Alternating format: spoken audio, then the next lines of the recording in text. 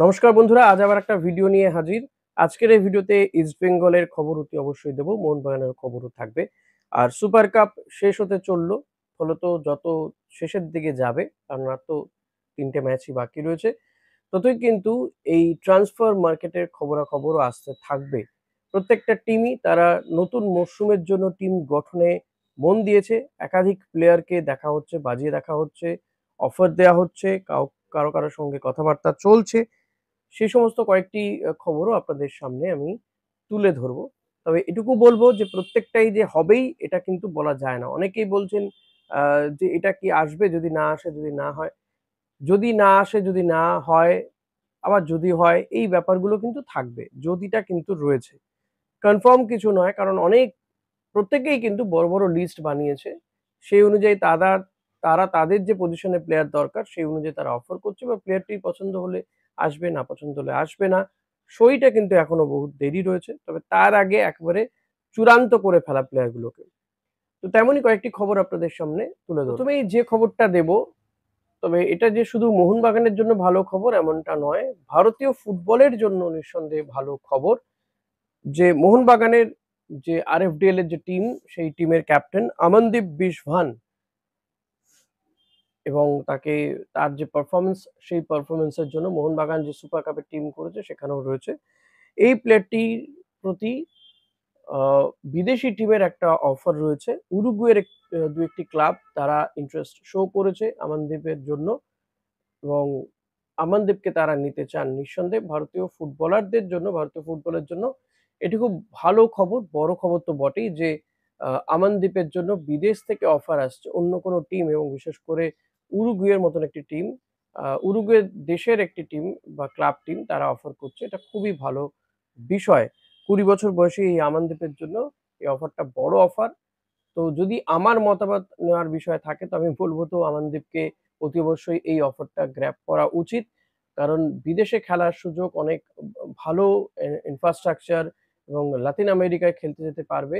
No doubt এটা ভালো opportunity আমনদীপের জন্য হবে। এখন দেখা যাক সে এই অফারটা নেয় নাকি আইএসএল এর কোনো টিমে বা মোহনবাগানে সে থেকে যায়, সেদিকে নজর রাখতে হবে। এর পাশাপাশি আরেকটা খবর দেবো আপনাদেরকে। রামদিনা রালতে রিয়াল কাশ্মীরের প্লেয়ার সিডিএম অর্থাৎ সেন্ট্রাল ডিফেন্সিভ মিডফিল্ডার, এই প্লেয়ারটির প্রতি কিন্তু ৩ থেকে ৪ আইএসএল টিম তারা ইন্টারেস্ট শো করেছে। যথেষ্ট ভালো গিয়েছে এই সিজনটা তার। এবং আই লিগেরও কয়েকটা টিম, ২-১ টি টিম তারাও কিন্তু তাকে নেয়ার ব্যাপারে আগ্রহ প্রকাশ করেছে। আর এই যে রামদিনা রালতে তার প্রতি কিন্তু আগ্রহ প্রকাশ করেছে ইস্টবেঙ্গলও। ইস্টবেঙ্গল, মুম্বাই সিটি এফসি এবং হায়দ্রাবাদ, এরা কিন্তু এই রামদিনা রালতেকে নেওয়ার ব্যাপারে আগ্রহ প্রকাশ করেছে। এবং ইস্টবেঙ্গলের বিষয়ে বলতে গেলে ইস্টবেঙ্গল কিন্তু একজন ভারতীয় মিডফিল্ডারকেও খুঁজছে অনেকদিন ধরেই। আপনাদেরকে এর আগে অনেকগুলো ভিডিও আগেও আপনাদের বলেছি। তার সাথে বেশ কিছুটা কথাবার্তা এগিয়েও ছিল, কথাবার্তা হয়েছিল। নিখিল প্রভুকে নিতে চায় ইস্টবেঙ্গল। কারণ অস্কার ব্রুজো যে লিস্ট দিয়েছে তার যে পজিশনে প্লেয়ার দরকার তিনি কিন্তু বলে দিয়েছেন, বিশেষ করে ডিফেন্সের যে ৪ টে পজিশন রয়েছে সেই ৪ টে পজিশনেই কিন্তু তিনি বিকল্প প্লেয়ার চাইছেন এবং আইএসএল এর ফার্স্ট টিমে খেলেছেন এমন প্লেয়ারদেরকে কিন্তু তিনি টার্গেট করতে বলে গিয়েছেন। এমন প্লেয়ারদের কিন্তু তার চাই। তো আপনারা বলতেই পারেন যে ডিফেন্সিভ মিডফিল্ডার বা মিডফিল্ডার তো রয়েছে ভারতীয়, যদি বলা হয় জিকসন বা সৌভিক চক্রবর্তী রয়েছে। এখন দেখুন সৌভিক হচ্ছে মূলত সৌভিক কিন্তু ব্লকার হিসেবে কাজ করে এখানে। ডিফেন্সিভ মিডফিল্ডার হিসেবে কাজ করে, অ্যাটাকিং মিডফিল্ডার হিসেবে কাজ করে না।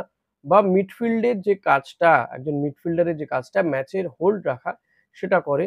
জিকসনকে নেওয়া হয়েছে ঠিকই, কিন্তু জিকসন তার ফর্মের ধারে কাছে নেই। জিকসনকে দিয়ে খুব বেশি কাজ হচ্ছে বলে মনে হয় না। এবার হতে পারে যে জিকসনকে ছেড়ে দিয়ে ট্রান্সফার আ কিছু প্রাইস নিয়ে বা যদি সোয়াইপ ডিলের মাধ্যমে কিছু করা যায়, তো সেরকমই কোনো ভাবনা চিন্তা রয়েছে। এখন অস্কারের পছন্দ অনুযায়ী অস্কার কিন্তু চাইছেন যে আনোয়ার আলীরও একটা রিপ্লেসমেন্ট থাকা উচিত। অর্থাৎ আনোয়ার তো রয়েছেন ঠিক আছে। কিন্তু তার পরিবর্তে হিসেবেও আরেকজন ওই আ সেন্টার ব্যাক হিসেবে কিন্তু প্লেয়ার তিনি চাইছেন, ভারতীয় প্লেয়ার তিনি চাইছেন। বিদেশিদের তো দরকার ঠিকই। কিন্তু যাতে আনোয়ার যদি অসুস্থ হয়, চোট লাগে তার, তাহলে তার পরিবর্তে যাতে খেলানো যায়, সেটাও তিনি কিন্তু চাইছেন। এবার লালচুং নুঙ্গাদের পজিশনেও কিন্তু ভারতীয় প্লেয়ারদেরকে চাইছেন অস্কার ব্রুজো।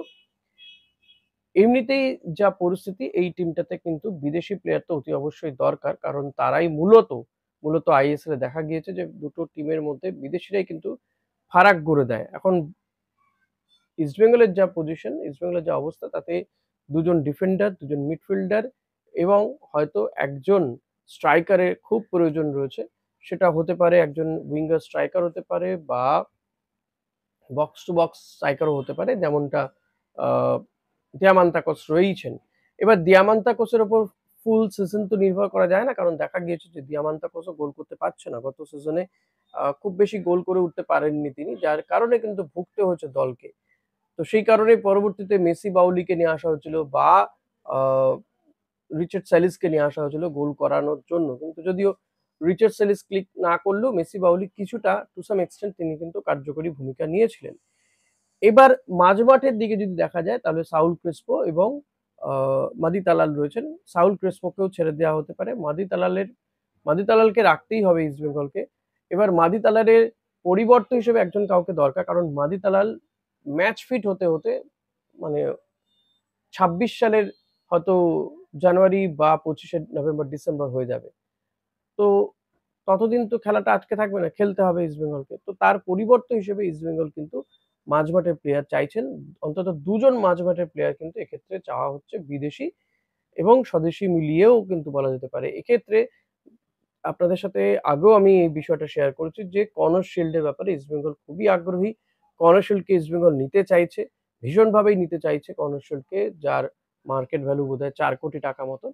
তো চেন্নাইয়ের থেকে এই প্লেয়ারটিকে কিন্তু ইস্টবেঙ্গল নিতে চাইছে ভীষণভাবে। ফারুক চৌধুরীর প্রতিও ইস্টবেঙ্গল যথেষ্ট ইন্টারেস্টেড, কারণ ফারুককে বিভিন্ন পজিশনে খেলানো যেতে পারে।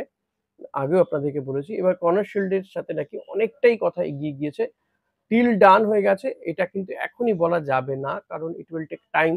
অনেকগুলো সময়ের দরকার রয়েছে। যতক্ষণ না কর্নার শিল্ড তিনি নিজে কিছু বলছেন বা ক্লাব কর্তৃপক্ষ যতক্ষণ না কিছু বলছে, ততক্ষণ কিন্তু বলা যায় না যে এটা হয়েই গিয়েছে। এবার দেখা যাক শেষমেশ কি দাঁড়ায়, কারণ এখনো অনেক ইকুয়েশন বাকি, অনেক কিছু বিষয় বাকি রয়েছে। তো সেগুলো যত দ্রুত হবে তত আপনাদেরকে বিষয়গুলো আরো বেশি করে জানানো যাবে যে ঠিক কি হতে চলেছে। তবে ইস্টবেঙ্গল এই প্লেয়ারগুলোর দিকে কিন্তু অতি অবশ্যই নজর রেখেছে। তারা ডিফেন্সিভ প্লেয়ার বলুন বা অ্যাটাকিং মিডফিল্ডার কিংবা ডিফেন্সিভ মিডফিল্ডার, এই পজিশনে ইস্টবেঙ্গল প্লেয়ার চাইছে এবং অস্কারের পরিকল্পনা অনুযায়ী কিন্তু কাজ এখনো পর্যন্ত হচ্ছে বলে জানা যাচ্ছে।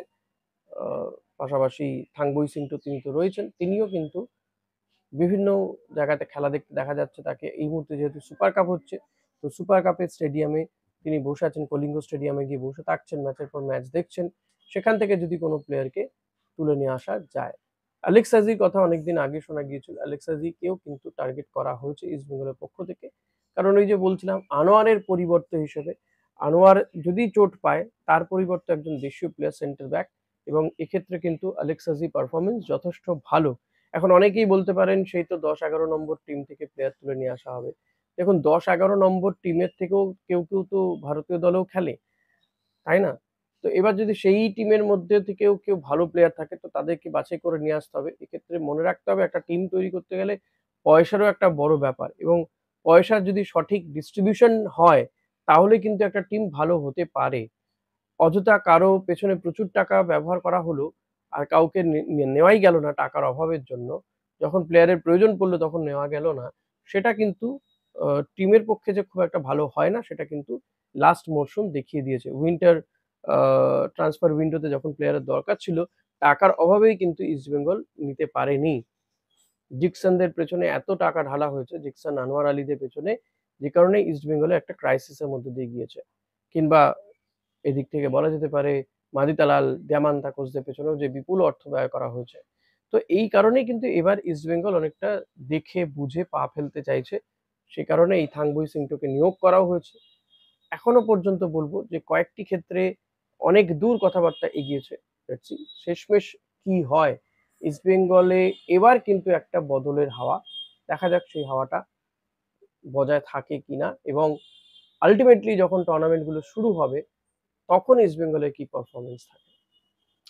আশা করি ভিডিওটা আপনাদের ভালো লেগেছে। ভিডিওটা ভালো লাগলে লাইক, কমেন্ট, শেয়ার করতে ভুলবেন না। চ্যানেলে নতুন হলে সাবস্ক্রাইব করে নেবেন। আপনি জয়েন করতে পারেন, মেম্বারশিপ নিতে পারেন। Thank you.